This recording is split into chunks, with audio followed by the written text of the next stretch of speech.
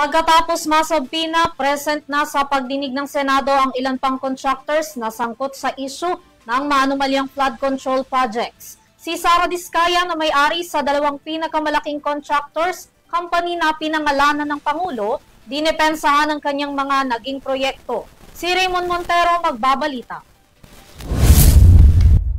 Dumalo ngayong araw sa pagdinig ng Senate Blue Ribbon Committee ang kontratistang si Sara Diskaya kaugnay ng mga umano'y anomalya sa mga flood control projects ng Department of Public Works and Highways o DPWH. Pagmamay-ari ni Diskaya ang Alpha and Omega General Contractor and Development Corporation, isa sa 15 kumpanyang binanggit noon ni Pangulong Ferdinand Marcos Jr. na umano'y nakakuha ng malaking bahagi ng flood control projects sa bansa. Dumalo rin sa pagdinig ang iba pang kontratistang ipinatawag ng komite habang naghain naman si Senador Ronald Bato de la Rosa ng moson na i-cite in contempt ang mga hindi sumipot sa kabila ng ipinadalang imbitasyon at sabina ng Senado. Ito ay paghahanda upang agad nang maisagawa ang pag-issue ng warrant of arrest laban sa mga hindi dumalo. Thank you.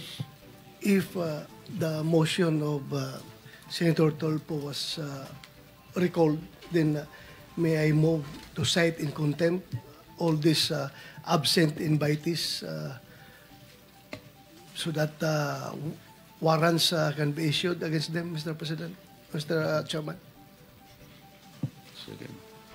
Second the motion. So there's a motion, it has been seconded that all persons invited and properly served with subpoena but did not appear in today's hearing are all cited in contempt in preparation for the eventual issuance of a warrant of arrest.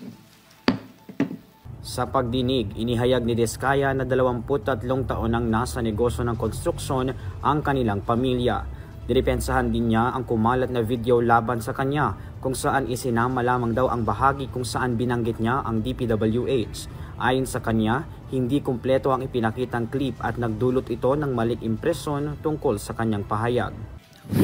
For the knowledge of everyone, so St. Gerard, Alpha and Omega, we have been in the construction business for 23 years.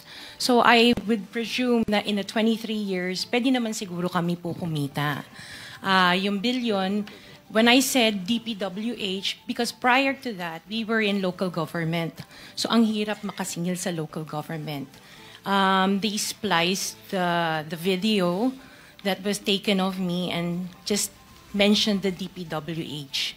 So contractor na po kami for 23. Nilinaw din ni Diskaya na dati ring kontratista sa mga proyekto ng lokal na pamahalaan ang kanyang ama. Dagdag pa niya, nagsimula ang kanilang pamilya na lumahok sa bidding ng DPWH noong 2012 at nakakuha ng mga proyekto para sa flood control mula 2016 pataas. Samantala, sa gitna ng pagdinig, nagpahayag ng pagkabahala si Senate President Pro Tempore Jinggoy Estrada kung bakit tila laging pamilya Diskaya ang nakakakuha ng malalaking proyekto mula sa DPWH. Nangako naman si Diskaya na ipapasa niya sa mga senador ang record ng kanilang accountant hinggil sa mga buwis na kanilang binayaran. Para sa EuroTV News, Raymond Montero, sumasaludo sa bawat Pilipino.